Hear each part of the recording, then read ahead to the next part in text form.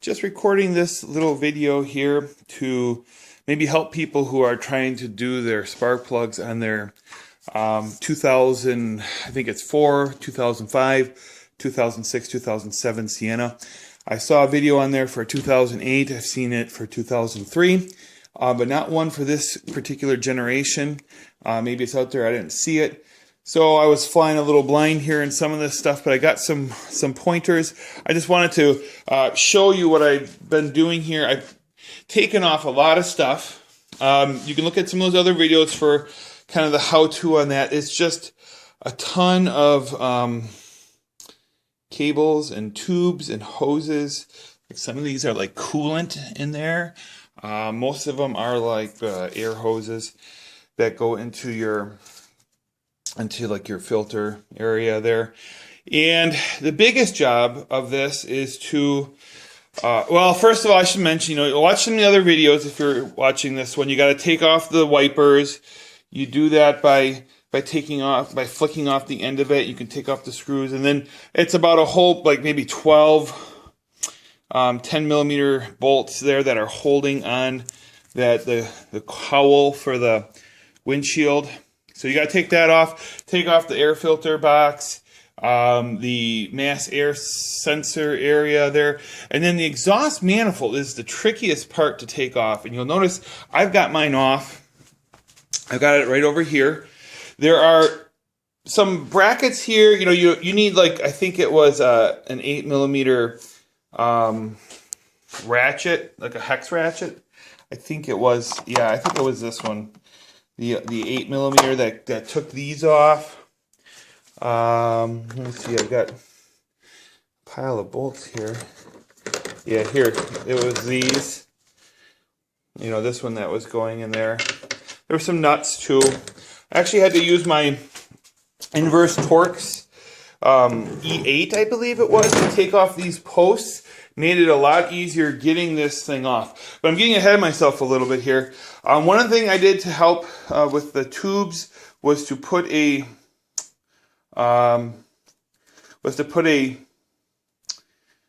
labels on each of the hooks.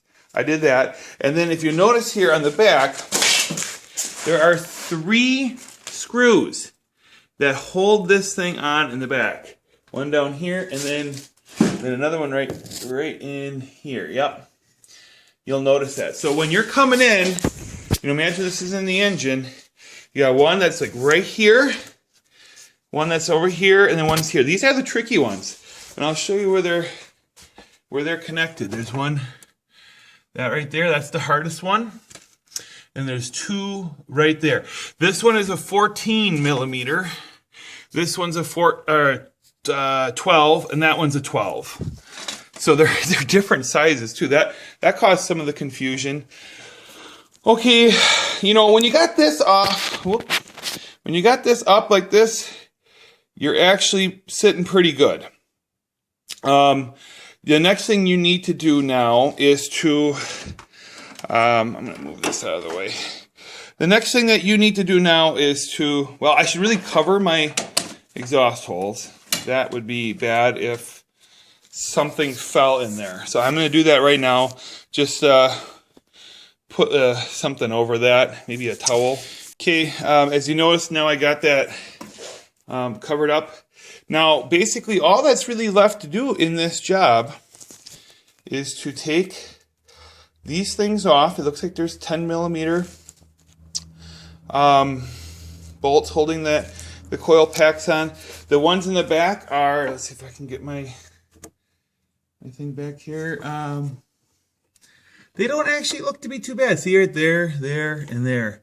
Maybe this thing's got to come out of the way. Perhaps that thing's got to move. I don't know. That's not going to come out. There's a few things that gotta maybe moved out of the way a little bit, but otherwise it looks like it's a straightforward job now that I got the exhaust manifold off. This should all come out pretty easily. The big trick part is the exhaust manifold, and on the 2000, this is a 2005 that I'm working on. You'll notice it's got the three 3 brackets once again. And, 14, 12, and 12.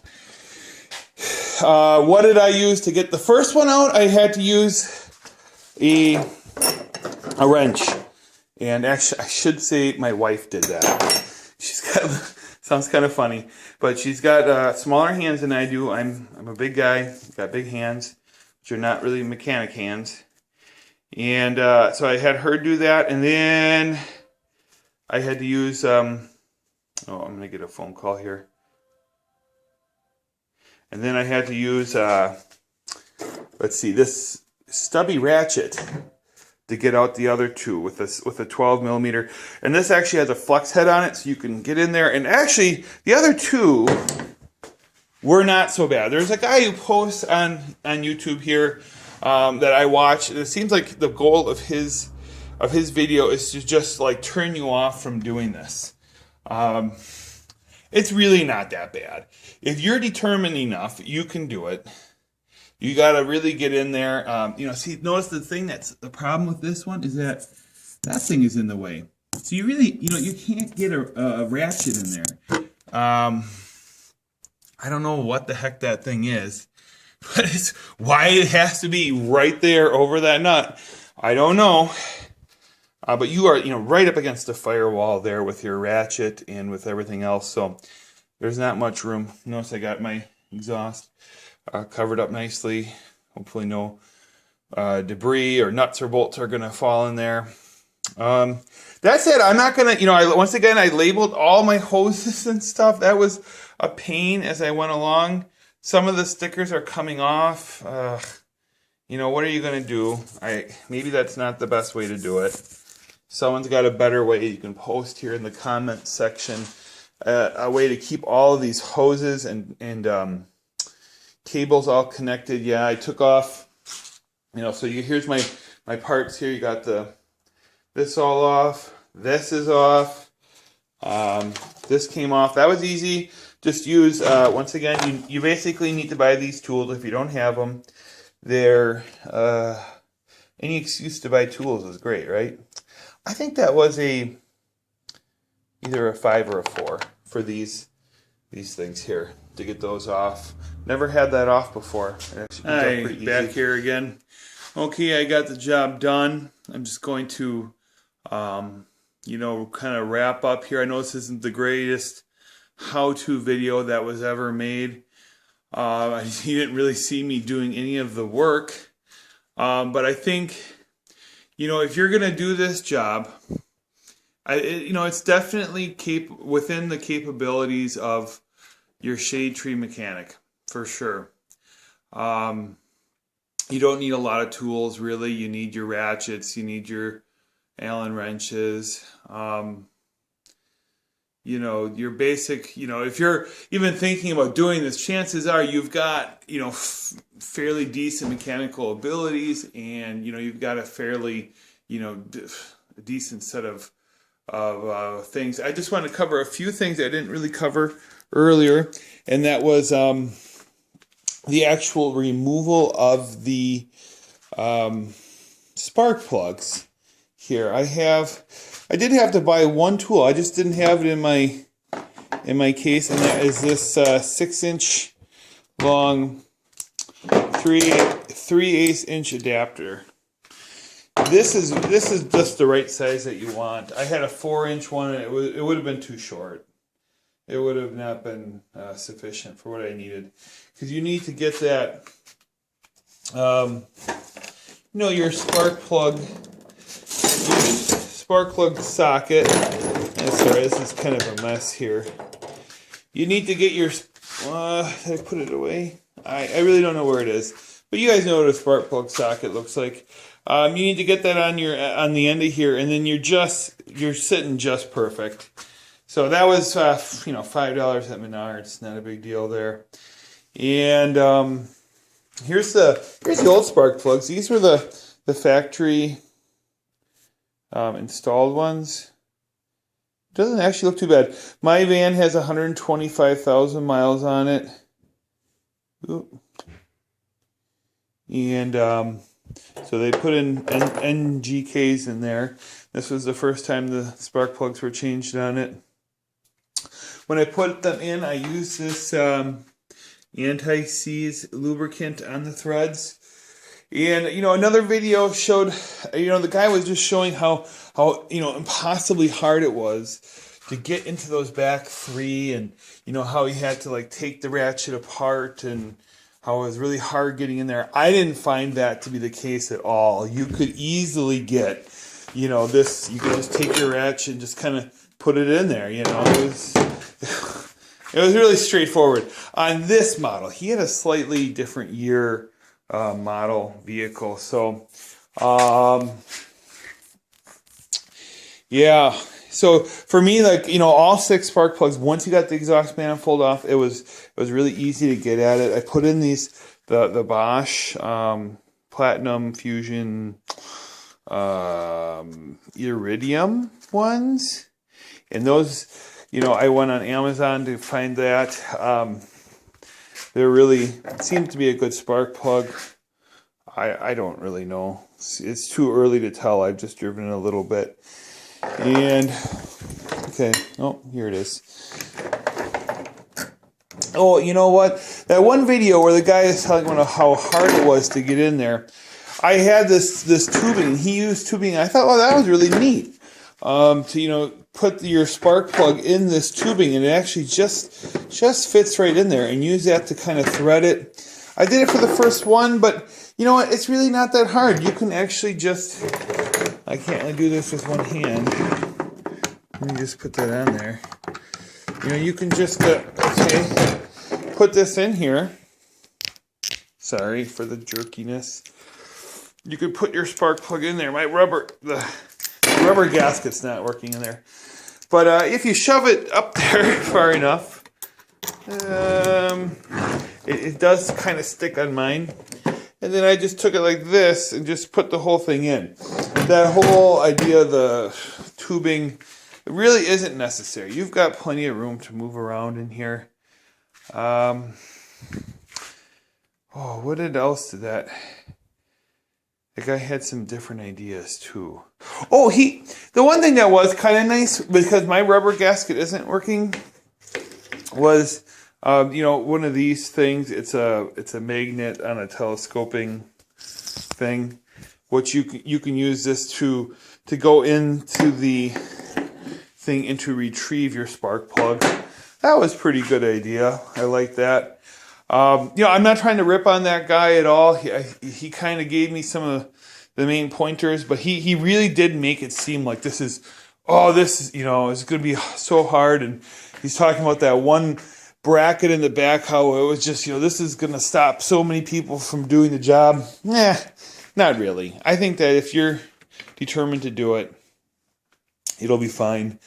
One thing I also did want to say, this whole idea of like, I made these labels, and then I put letters. Maybe you could kind of see that. And then I cut this, and then I put the Q end on this end, and then another Q sticker on the hose that it was attached to. And that was kind of my idea of keeping it all straight. All these hoses that you see here. If you look at it, like right here, you can see you got to take all those hoses off it. It really looks pretty hairy. These all got to come off. But it wasn't that bad. And what happened was that a lot of the stickers just fell off because of they were dirty. The hoses were dirty, so you couldn't really put a sticker on there. And I didn't feel like spending all the time it would take to clean every stinking hose so that you could put that on there. Boy. So I wouldn't really recommend that. It really wasn't as bad. The hairiest spot right here is probably right here. But those are kind of labeled. You may want to, use a marker and label them up pretty good. Otherwise, a lot of the hoses, you can't mess them up because they just won't go anywhere else. They're kind of like fitted or formed to only go in one area. So that's, you can't really mess it up too bad. I wasn't really, I guess I didn't really need to be too worried about that.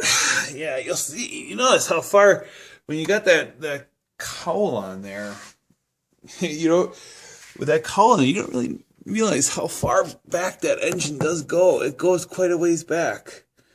Yeah. So, yeah, you have to basically take that off. Here, this is how you do it. You just take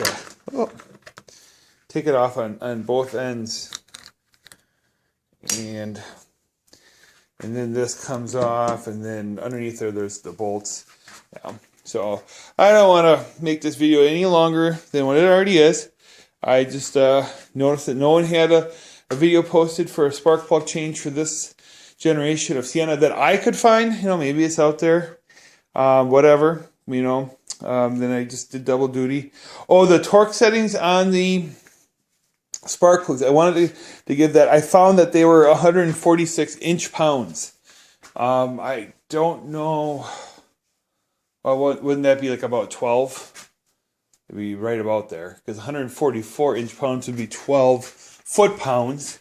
So it's right around there. So about 12 foot-pounds, or 145, 146 inch-pounds on there. If you don't have a torque wrench that can do that kind of increments, it's not very tight at all, basically. I think someone said a quarter turn after wrist tight. Don't overdo it. You don't want to strip those threads, and when you put them in, don't, you know, and that was the other thing. You just got to be careful. You know, you put them in there, you turn it counterclockwise until you hear it click, and then you know you're lined up, and then you can go clockwise with the spark plug, and don't use the ratchet. Just, you know, just detach the ratchet. Actually, you don't need it at this point. When you just go in there like this to the hole, and then you just get it in there until it is seated correctly. That's it. You know, if you liked it, you know, go ahead, leave a comment. I'm not a big YouTube guy. This is really my only auto maintenance YouTube video. So, you know, if you got improvements or something like that on the video, just let me know. And I hope this helped you out. It took me probably total of like 8 to 10 hours, which, you know, sounds like a lot, but I was going slow. I was labeling every hose, which, you know, don't do that. That was a waste of time. If I did this again right now, if I had to do it again, it would probably take me closer to like 4 hours, probably would be my guess. Just because now I know, you know, where those brackets are, you know. Just the fact that the two were 12s and the one was a 14, that wasted like a half hour right there of just trying to use the wrong ratchet size on the 14. Yeah, so it's not a bad job. I would recommend doing it. The dealership wants $400, $450, whatever for doing this job, and I can see why, because it's gonna, even if you got a mechanic who's got, you know, it's not like there's a tool that's gonna make this job take 10 minutes. They're doing the same thing you got to do. There's no magic tool. It's just a lot of stuff you got to pull off. You know, maybe the mechanics at the dealership are gonna, you know, be able to get at those bolts quicker. Or, you know, maybe they got a special tool to get at those bolts. I don't know. But you know, I can see why they're gonna charge that much, because they want about $100 an hour for labor, and it's, you know, they're not gonna get it done for much less than 2 or 3 hours to get at it. So, all right, thanks a lot for watching.